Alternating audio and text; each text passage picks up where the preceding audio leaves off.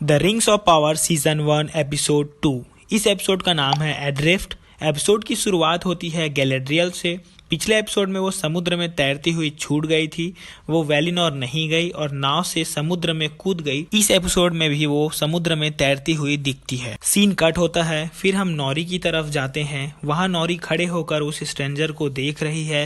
फिर पीछे से पॉपी आती है और नॉरी को वहाँ से घर चलने को कहती है और नॉरी को पकड़ने की कोशिश करती है, पर इसी बीच नॉरी का पैर फिसल जाता है और वो उस गड्ढे में गिर जाती है। गिरने पर नॉरी का हाथ उस आग में पड़ता है, पर वो आग तो ठंडी है।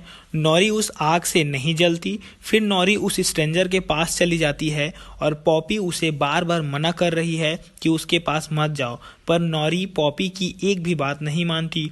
इसी बीच स्ट्रेंजर अपना आँख खोलता है और नॉरी का हाथ जोर से पकड़ लेता है। नॉरी बहुत डर जाती है, पर स्ट्रेंजर उसका हाथ नहीं छोड़ रहा है।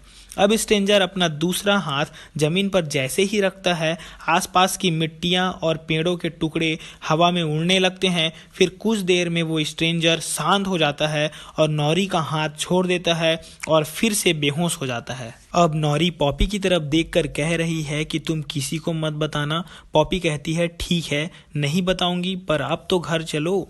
नॉरी उस स्ट्रेंजर को ऐसे जंगल में अकेले नहीं छोड़ना चाहती। वो कहती है कि अगर इसे ऐसे ही जंगल में छोड़ दिया तो इसे भेड़िया खा जाएगा। अब नॉरी और पॉपी उस स्ट्रेंजर को सुरक्षित जगह लेकर जाते हैं। वो उसे एक बड़े पेड़ के नीचे छिपा देते हैं ताकि वो सुरक्षित रह सके। वहीं छावनी में सैडॉक को भी ये आसमान से आती चीज दिखती है और सैडॉक को लग रहा है कि शायद तारा टूटकर गिरा होगा। वहाँ सैडॉक के साथ मालवा और नॉरी की माँ मैरीगोल्ड ब्रैंडीफुड भी है। मालवा को भी पता है कि सैडॉक को कुछ संकेत मिले हैं अनहोनी के। वो सैडॉक से कहती है कि और कितने संकेत चाहिए तुम्हें, हमें तुरंत छावनी छोड़कर यहाँ से कहीं और चले जाना चाहिए। सैडॉक इस बात से सहमत है, पर वो जल्दबाजी में आकर फैसला नहीं करना चाहता और उनको चौकन्ने रहने को कहता है। इधर नॉरी उस स्ट्रेंजर को अपने घर नहीं लेकर जा सकती, इसलिए वो पॉपी से कहती है कि आज इसे यहीं रख देते हैं, फिर कल इसे खाने की चीज़ें देकर भेज देंगे। पॉपी इन सब से डर रही है। वो नॉरी से पूछती है कि तुम ये सब क्यों कर रही हो, मतलब इस स्ट्रेंजर को क्यों बचा रही हो। तो नॉरी कहती है कि ये उसकी जिम्मेदारी है। फिर पॉपी उसे गुस्से में कहती है कि तुम्हें तो पूरी दुनिया अपनी जिम्मेदारी लगती है। फिर नॉरी कहती है कि ये जो हो रहा है इसकी कोई तो वजह होगी, इस स्ट्रेंजर में कुछ तो खास है, तभी तो पूरी दुनिया में ये सिर्फ मेरे पास ही आकर क्यों गिरा, और कहीं भी वो गिर सकता था। नॉरी बहुत अच्छी लड़की है, वो चाहती है कि ये स्ट्रेंजर सुरक्षित रहे और वो पॉपी को भी मना लेती है कि वो ये बात किसी को ना बताए। अब सुबह नॉरी दौड़ती हुई उस जगह आती है जिस जगह उसने उस स्ट्रेंजर को छोड़ा था, पर वहाँ वो स्ट्रेंजर नहीं है। वो वहीं बाहर में कुछ खोज रहा है। नॉरी उसके पास जाती है। वो देखती है कि वो स्ट्रेंजर पत्थर पर कुछ तारों के चित्र बना रहा है। नॉरी उसे आवाज़ लगाती है। फिर वो स्ट्रेंजर डर कर चिल्लाता है और चिल्लाने पर तेज हवा चलने लगती है और पेड़ भी मुड़ने लगते हैं। फिर नॉरी उसे याद दिलाती है कि मैंने तुम्हें कल बचाया था, कुछ तो याद करो। फिर वो स्ट्रेंजर शांत हो जाता है। वो नॉरी को पहचान जाता है। फिर नॉरी कहती है कि चलो एक सौदा करते हैं, तुम मुझे नुकसान मत पहुंचाना, मैं तुम्हें। फिर नॉरी उसे अपना नाम बताने की कोशिश करती है और उससे उसका नाम पूछती है, पर वो स्ट्रेंजर अपनी याददाश्त खो चुका है। अब नॉरी उस स्ट्रेंजर को खाने के लिए कुछ देती है। वो उसे घोंघा देती है और छोटे बच्चे को जैसे खाना सिखाते हैं वैसे ही पहले खुद खाकर बताती है और नॉरी को खाते देख स्ट्रेंजर भी खाने लगता है। अब नॉरी उससे उसके घर और उसके परिवार और उसके प्रजाति के बारे में पूछती है। फिर वो स्ट्रेंजर एक लकड़ी से ज़मीन पर कुछ लिखकर नॉरी से कुछ कहने की कोशिश कर रहा है, पर नॉरी उसकी बात नहीं समझ पाती। दूसरी तरफ नॉरी के घर में नॉरी के पिता तंबू लगा रहे हैं और तंबू लगाते वक्त उनके पैर में मोच आ जाती है। उसके पिता का नाम लार्गो है।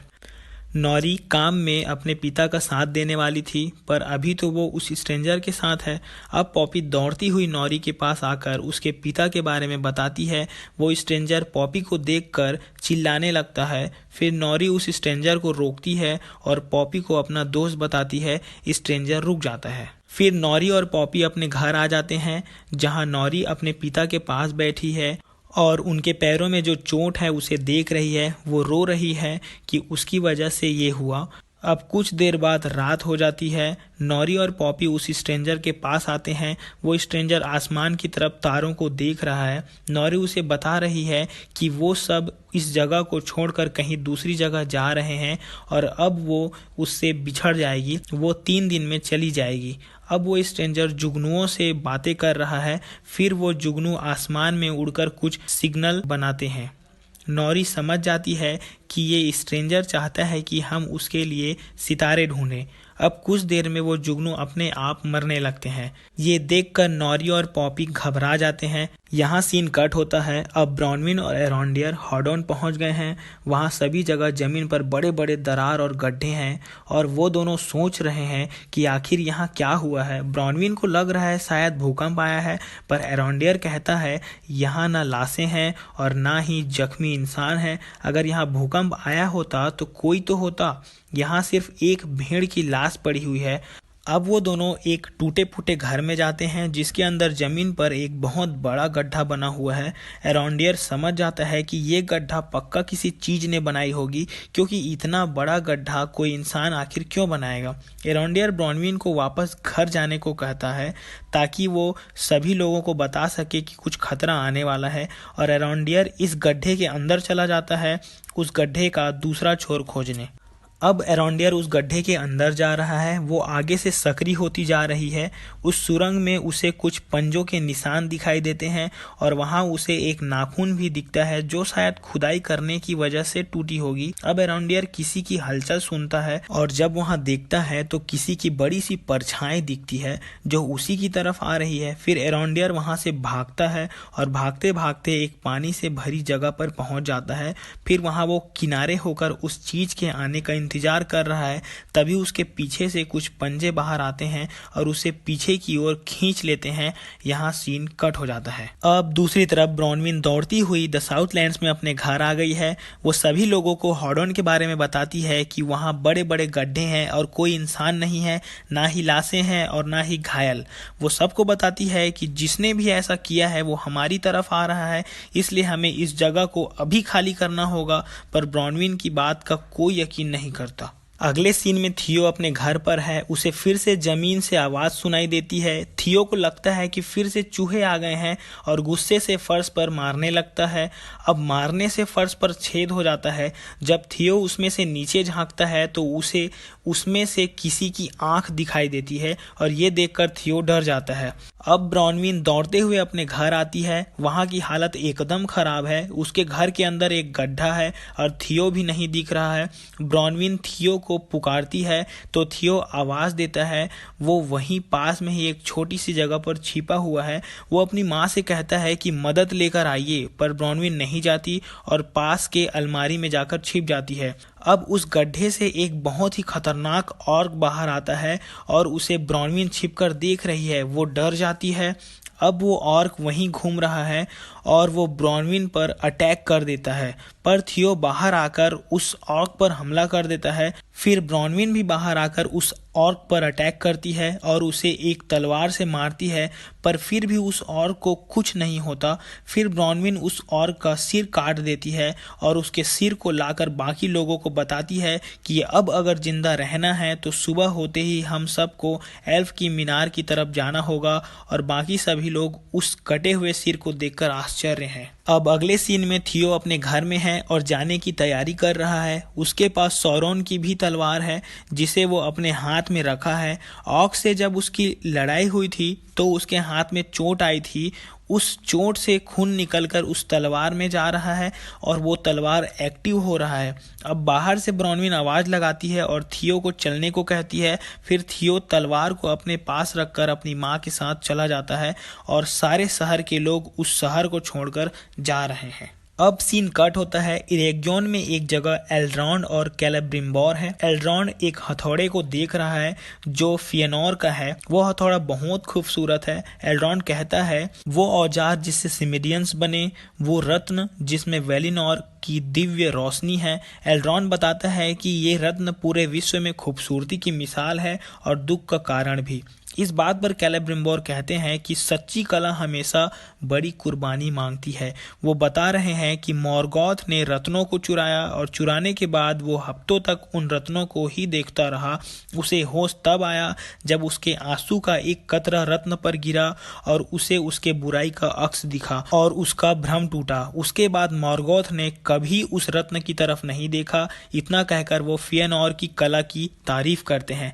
कैलेब्रिम्बोर एल्रॉन को बताते हैं कि उन्हें इस दुनिया में खुशियां लानी है। जो सदियों तक खून बहे उससे कुछ हासिल नहीं हुआ। कैलेब्रिम्बोर को रत्न या मणिक बनाकर नहीं रहना, वो कुछ बड़ा बनाना चाहते हैं।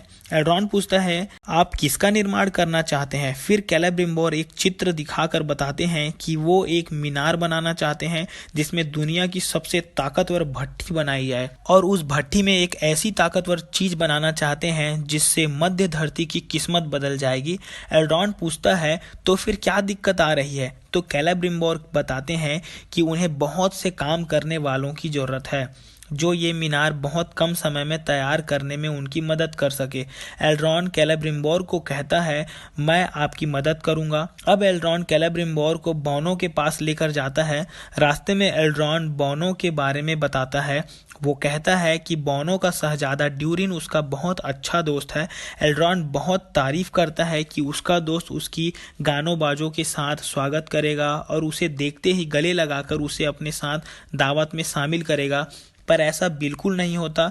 एल्रॉन को गेट के बाहर ही रोक दिया जाता है, अंदर जाने नहीं दिया जाता। एल्रॉन को कुछ समझ नहीं आता कि ड्यूरिन ने एल्रॉन का नाम सुनकर भी उसे अंदर क्यों नहीं आने दिया।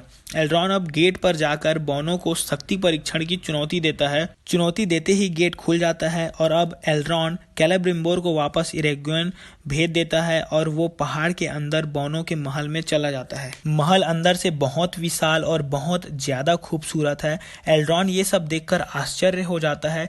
वो देखता है कि वहां अंदर में वो सब तो खेती भी कर रहे हैं। अब एल्रॉन के सामने शहजादा ड्यूरिन आता है। एल्रॉन ड्यूरिन को दोस्त कहने की कोशिश करता है, पर ड्यूरिन अपनी बात शुरू कर देता है और सीधा एल्रॉन के द्वारा दी गई चुनौती के बारे में बात करने लगता है। वो कहता है कि ये परंपरा उसके कुल देवता ने शुरू की थी। अब ड्यूरिन नियम बताता है, अगर एल्रॉन ये चुनौती हार जाएगा तो एल्रॉन को बोनो की भूमि से हमेशा हमेशा के लिए निष्कासित कर दिया जाएगा। एल्रॉन ये चुनौती स्वीकार कर लेता है। अब ड्यूरिन और एल्रॉन के सामने पत्थर के टुकड़े रखे जाते हैं। दोनों को अपने हथौड़े से उस पत्थर को तोड़ना है। अगर जो पत्थर को नहीं तोड़ पाया या थक कर हार मान जाएगा, वो हार जाएगा। अब एक एक करके पत्थर लाया जाता है। ड्यूरिन पहले पत्थर तोड़ता है, फिर एल्रॉन, और ऐसे ही बहुत सारे पत्थर दोनों तोड़ लेते हैं। अब एल्रॉन थक जाता है, पर वो हार नहीं मानता। वो उठता है और फिर एक पत्थर तोड़ता है। अब आखिरकार एल्रॉन हार मान जाता है। ड्यूरिन एल्रॉन को निकल जाने को कहता है। अब एल्रॉन ड्यूरिन को अलविदा कहने मुख्य द्वार तक छोड़ने चलने को कहता है। फिर ड्यूरिन उसके साथ जाता है। उनके पास एक लिफ्ट जैसा उपकरण है जिससे वो ऊपर जा रहे हैं। एल्रॉन और ड्यूरिन दोनों को मिले लगभग 20 साल हो गया है और एल्रॉन इन 20 सालों में ड्यूरिन से मिलने नहीं आया। ड्यूरिन इसी वजह से गुस्सा है। ड्यूरिन बहुत इमोशनल है। उसे अपने दोस्त की कमी खली।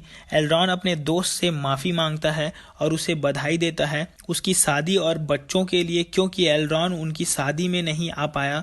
एल्रॉन कहता है, काश मैं तुम्हारी पत्नी और बच्चों से मिल पाता। फिर ड्यूरिन उसे अपने महल के अंदर लेकर जाता है और कहता है, पत्नी और बच्चों से मिलना, फिर यहाँ से निकल जाना। अब एल्रॉन ड्यूरिन की पत्नी और उनके बच्चों से मिलता है। बच्चों ने बड़ा सा मुखौटा पहना हुआ है, इसलिए उनका चेहरा नहीं दिख पा रहा है। वो दोनों बच्चे बहुत शरारती हैं। एल्रॉन वहाँ एक बड़े से पेड़ को देखता है जो बहुत खूबसूरत है। वहाँ वो सब खाना खा रहे हैं। वो पेड़ लिंडन का दिव्य वृक्ष है जिसे एल्रॉन ने ड्यूरिन को दिया था और ड्यूरिन ने उस पेड़ को अपने बच्चे की तरह रखा है और इतना बड़ा किया। वो सच में एल्रॉन को बहुत याद करता था। अब एल्रॉन जाने की अनुमति मांगता है, पर ड्यूरिन उसे रोक लेता है और राजा का प्रस्ताव सुनाने को कहता है। अब अगले सीन में ड्यूरिन अपने पिता से बात कर रहा है। वो कह रहा है कि एल्रॉन को इस बारे में नहीं पता। बौने कुछ बात है जिसे वो छिपा रहे हैं या कोई चीज़ है जिसे छिपा रहे हैं। वो चीज़ एक छोटी सी संदूक में है जो काफ़ी चमकीला है। अब सीन कट होता है गैलेड्रियल के पास, जहाँ गैलेड्रियल तैरती हुई समुद्र किनारे जाने की कोशिश कर रही है। उसे दूर दूर तक कोई जहाज या किनारा नहीं दिखता। फिर उसे एक टूटी हुई नाव का टुकड़ा दिखता है जो समुद्री जीव जैसा दिख रहा है। पर जब वो टुकड़ा गैलेड्रियल के पास आती है तो पता चलता है कि वो एक टूटी हुई नाव का टुकड़ा है और उसमें कुछ लोग भी हैं। गैलेड्रियल उनको आवाज़ लगाती है कि मैं यहाँ हूँ। फिर उनमें से एक लड़की गैलेड्रियल को हाथ देकर उस नाव पर चढ़ा लेती है। पर वहाँ एक और आदमी भी है जो उसे गैलेड्रियल को नाव में चढ़ाने से मना करता है, पर वो उसे ऊपर चढ़ा ही लेती है। फिर वो लड़की उसे पानी पिलाती है, पर वो आदमी पानी लूट लेता है और गैलेड्रियल से सवाल पूछने लगता है। वो पूछता है, तुम कहाँ से आ रही हो? गैलेड्रियल कहती है कि मैं बिछड़ गई थी। अब वो आदमी गैलेड्रियल को जल दानव के बारे में बताता है। गैलेड्रियल देखती है कि वहाँ जो इंसान है वो बहुत डरे हुए हैं, वो जल दानव से डर रहे हैं। अब वहाँ जल दानव आ जाता है और उनके ऊपर हमला कर देता है। अब जिस लड़की ने गैलेड्रियल को बचाया था वही गैलेड्रियल को पानी में धक्का दे देती है। उसे लगता है कि गैलेड्रियल ने ही इस जल दानव को यहाँ तक लाया है। अब गैलेड्रियल पानी के अंदर है, वो वहाँ से तैरकर भागने लगती है। अब जल दानव बाकी सभी को खा जाता है, पर एक लड़का बच गया है। वो एक छोटा टूटा टुकड़ा के सहारे पानी के ऊपर है। वो गैलेड्रियल को उसके ऊपर चढ़ा लेता है। गैलेड्रियल से उसका नाम पूछता है और अपना नाम हेलब्रेंड बताता है। अब दोनों उस टूटे टुकड़े के साथ किनारे जाने की कोशिश कर रहे हैं। हेलब्रेंड जान जाता है कि गैलेड्रियल झूठ बोल रही थी कि वो जहाज से बिछड़ गई है। हेलब्रेंड बताता है कि उसके घर और बाकियों को ऑक्स ने मारा और उसी से बचकर वो सब भाग रहे हैं। अब गैलेड्रियल हेलब्रेंड से उन सब के बारे में पूछती है और उसे वहाँ ले चलने को कहती है, पर हेलब्रेंड कहता है ये तुम्हारी लड़ाई है, मैं तुम्हारी मदद क्यों करूँ, और उसकी मदद करने से मना कर देता है। अब वहाँ समुद्र में तेज तूफान आ रहा है। वो तूफान बहुत तेज है। अब बिजली की तेज रोशनी से एक बिजली आसमान से आकर सीधा गैलेड्रियल के पास गिरती है, जिससे गैलेड्रियल वहाँ रखी रस्सी से लिपट कर बेहोश पानी के अंदर गिर रही है। अब हेलब्रेंड गैलेड्रियल को बचाने पानी में कूद जाता है और उसे बचा लेता है और उसे वापस उस लकड़ी के टूटे जहाज में ले आता है। गैलेड्रियल अब होश में आ जाती है। दोनों उसी नाव पर रात भर रहते हैं। सुबह होती है, दोनों बेहोश हैं। अब उनके पास एक बड़ी सी जहाज है जिसमें एक आदमी खड़ा होकर उनको देख रहा है। गैलेड्रियल उठती है और उसके तरफ देखती है और फिर से बेहोश हो जाती है। यहाँ एपिसोड 2 खत्म हो जाता है। मैं उम्मीद करता हूँ कि आपको एपिसोड 2 पूरी तरह से समझ में आ गया होगा। इस वीडियो से रिलेटेड कुछ भी डाउट अगर आपको हो तो आप कमेंट करके पूछ सकते हो, और अगर आप अभी तक इस वीडियो को देख रहे हो, मतलब आपको ये वीडियो अच्छी लगी, तो लाइक ज़रूर करना। मिलते हैं नेक्स्ट वीडियो में। बाय।